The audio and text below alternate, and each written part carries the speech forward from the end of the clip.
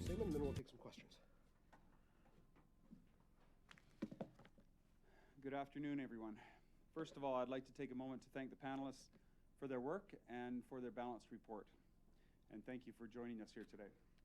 It's with some degree of relief I have the stage today because for months we have been warning the NDP and Premier Rachel Notley of the need to exercise restraint against some of their most ideological positions and impulses. Every step of the way, whether it has been higher business and personal taxes, a 50% increase to the minimum wage, or their climate change plan, including, of course, a new $3 billion carbon tax that was not campaigned on, they have shown they are more economic experiments instead of showing restraints.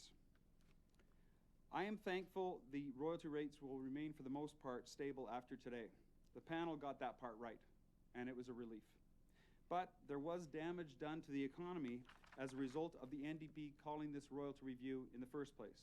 The impact it had on investment, the instability it caused in the capital markets and right across the world, the thought processes that changed as a result of Alberta investment not being as stable or long-term looking by government. Last May, Canadian Natural Resources postponed spending plans. In August, Pengrowth announced it was cutting capital spending by 15% due to uncertainty surrounding Alberta's royalty structure. Then again, in November, Encana deferred spending plans and moved investment to Texas. And just a couple of weeks ago, Lex Capital Management cited, and I quote, "the stability of the Saskatchewan government and its best-in-class royalty structure," end quote, as the reason why they're investing close to $150 million there instead of into Alberta. This meant several thousands of jobs lost to Alberta that went instead to Saskatchewan. Also many other opportunities. My heart goes out to those families and those people affected by all of the thousands of layoffs in the energy sector in Alberta. We are also deeply concerned about the stage of Alberta's continued competitiveness on the global stage. Today's report made it clear that Alberta is only middle of the pack for attracting investment under our current investment climate. And as you all know, there is no advantage in being middle of the pack. Our neighbors in BC and Saskatchewan offer more affordable opportunities for investment. Alberta's largest scale competitors in both Texas and Pennsylvania are simply more attractive for investment. What today's review failed to properly consider is the full impact several of the NDP policies against our energy sector are actually having on Alberta's economy. The industry has seen business taxes go up 20%, the current levy on emissions set to triple, and the introduction of a new $3 billion carbon tax. The panel further noted that it is highly unlikely there will be any new large oil sands projects under the NDP's new climate change plan. And of course, we know the challenges Alberta is facing with the federal Liberals to grow market access for our industry, especially relating to the Northern Gateway and the ban on tankers on the West Coast. These policies have consequences, and today's report confirms just that. Alberta is falling behind. This should have all Alberta families worried.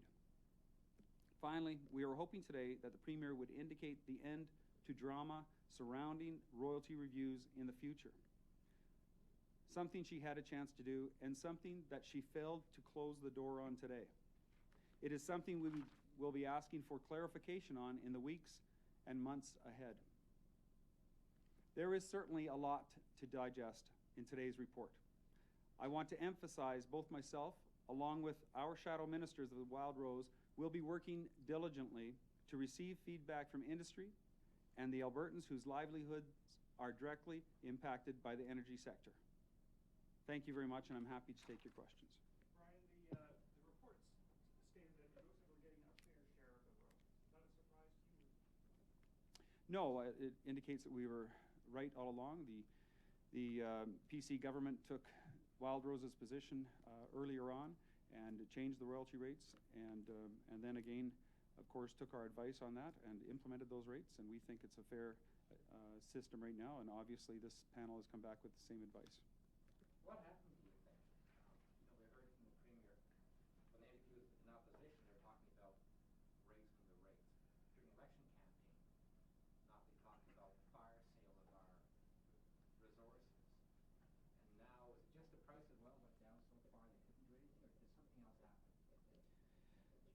I think one thing for sure, Graham, is that the NDP proved themselves wrong on this issue and on many other issues we've seen, and we're hoping that they will take a reverse direction on the other ideological issues that they've brought forward into policy and seriously reconsider those particular policies, Bill 6 and the GHG emissions and other things that are damaging our industry. And if they will do that, we'd be very happy with that, and we'll wait and see if that actually happens. But here we have an independent panel that came back with a very balanced report and clearly indicated that the NDP's policy on royalty reviews were wrong and that the Wildrose was right. One of your criticisms of the NDP government has been the fact that you said that ideology is often trumped common sense. Do you think today was a victory for Ms. Notley because she didn't actually go the way that the ideological route would have taken her? I think it's certainly a victory for Albertans that Rachel Notley took the advice of a balanced panel that came back with some good advice for her.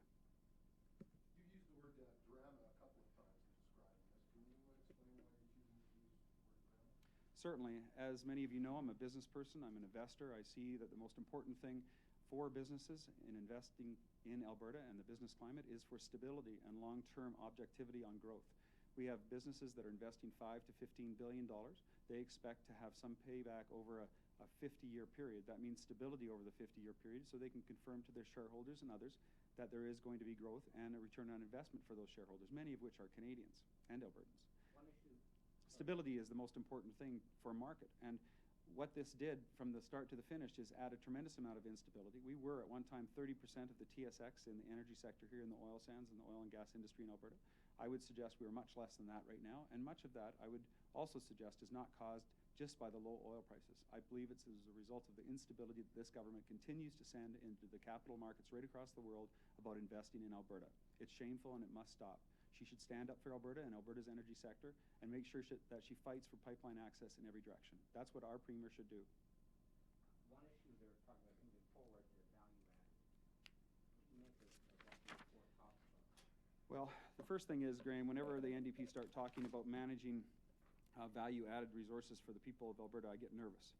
I think the most important thing is that we provide certainty and stability into the marketplace, and the opportunity for value-added processing can happen. There are some opportunities there, but I'm just very, very afraid that they will not take advantage of some of the things we've suggested. For instance, you know that the Wildrose has pushed heavily a natural gas strategy. Well, the report came back and said Wildrose was right about the natural gas strategy.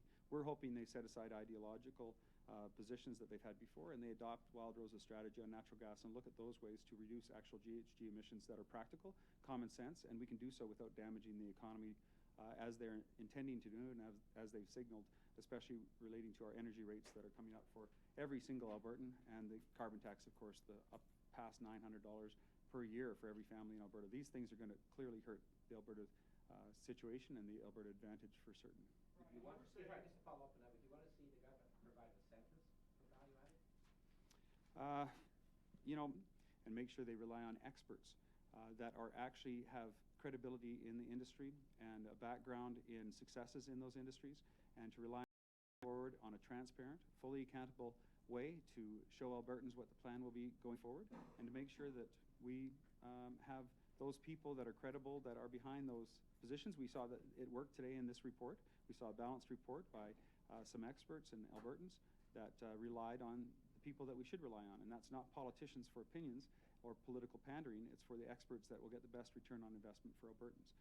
That might include some other strategies, but truly I think it needs thorough investigation by panels of parliamentarians, legislators, and I think that is another reason, Graham, why I think we should have some changes to the political situation here in Alberta and allow democracy to do its work and allow laws and proposals and committees to do the work that they need to do in order to get the best result for Albertans. I mean, clearly we don't have the same level of democracy that they have in the federal parliament system or in other provinces, and I think it's shameful because I was elected like all 87 MLAs to do a job for the constituents of Alberta, and I'd like to get busy and have an influence on that legislation. Just a clarification on your introductory remarks. Seem to suggest you would prefer there not be any further reviews, royalty reviews? Certainly, I think at a time like this, there is no question that we should bring as much stability into the marketplace as possible for the investors in capital markets, also for the operators.